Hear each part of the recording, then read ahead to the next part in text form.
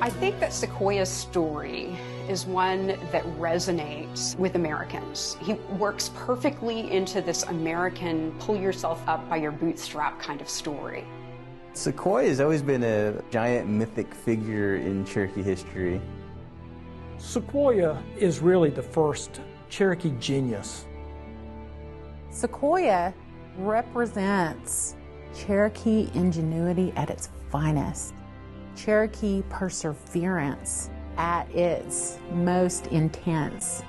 No one person has ever created a writing system in 5,000 years of human civilization. So it was an incredible feat, not only for the Cherokee, but for humanity.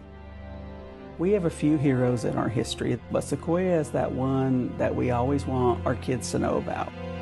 He's been mythologized. He's less a person or a man than an icon. He's this big figure in Cherokee life, but everybody knows who he is. Sequoyah shows up in the documents far more than many Cherokee people, and yet doesn't show up enough for us to piece him together. The man that invented the Cherokee writing system left behind very little written records handwritten by himself. It's a really unique contradiction in terms of who the man was versus what his achievements were.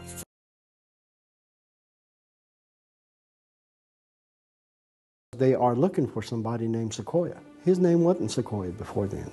His name was Sequoyah. There's a bird inside. He was born with that name. And so later on, his family all said, you're not taking care of your farm, your animals, you're neglecting all of that. So instead of you being called Sequoyah, we're going to change your name to Sequoyah. There's a pig inside. You know, some say that he was born with a club foot. They called him the lame one. I even read one account where he was shot in the leg, you know. But according to Grandma, what she told me was he got hurt playing his favorite game. In 1814, Sequoyah and other Cherokees fought alongside American troops led by Andrew Jackson at the Battle of Horseshoe Bend. Some have wondered if Sequoyah got the idea of creating a Cherokee writing system after seeing Jackson's soldiers writing orders on paper, or as the Cherokees would come to call them, talking leaves. There's a number of accounts that say that Sequoyah started his process in 1809. Some estimates put that process starting earlier than 1809. So he's already started years before the Battle of Horseshoe Bend. Where were the soldiers he saw? At the Tellico Blockhouse. And that's where they have a blacksmith shop.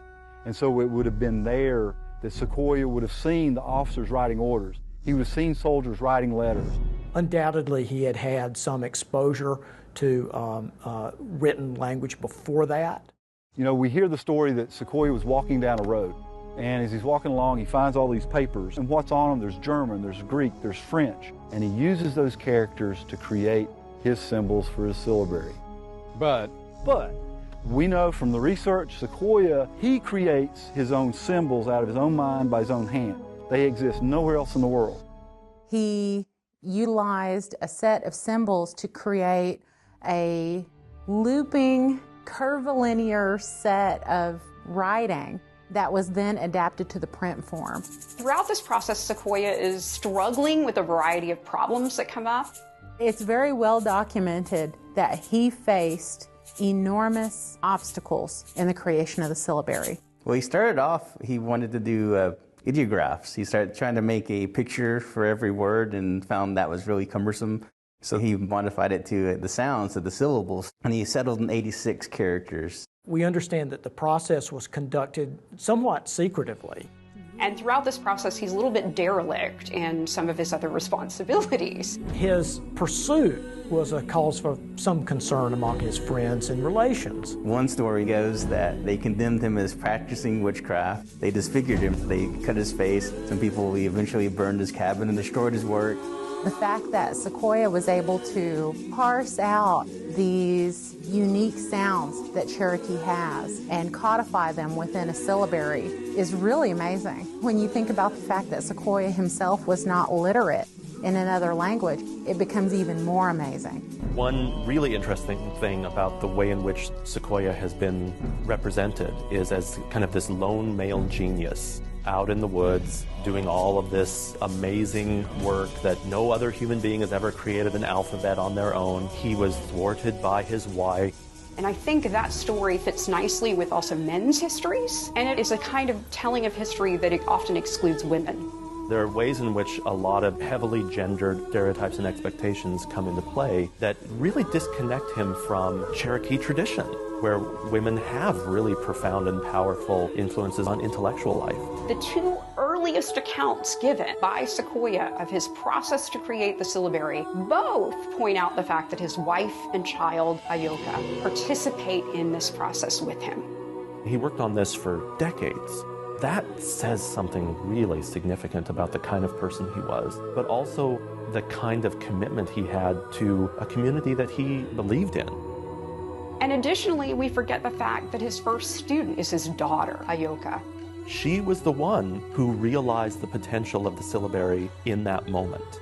It's his daughter who goes before the skeptical National Council with him to establish the efficacy of the syllabary's usage.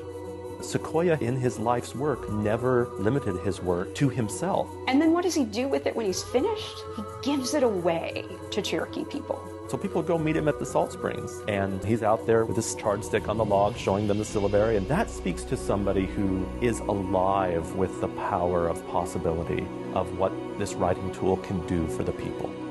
It's introduced to the nation. The nation says, yes, it's our official writing system. It's adopted. What he did was astronomical, but it was for every Cherokee.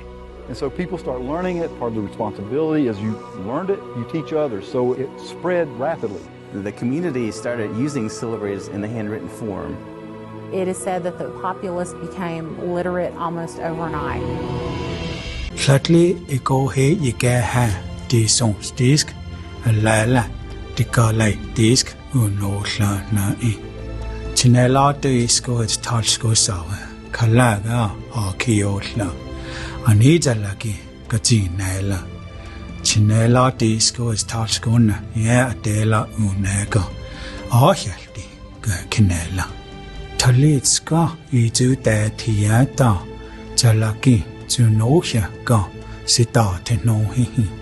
Nigata, honey, Jalaki. What don't?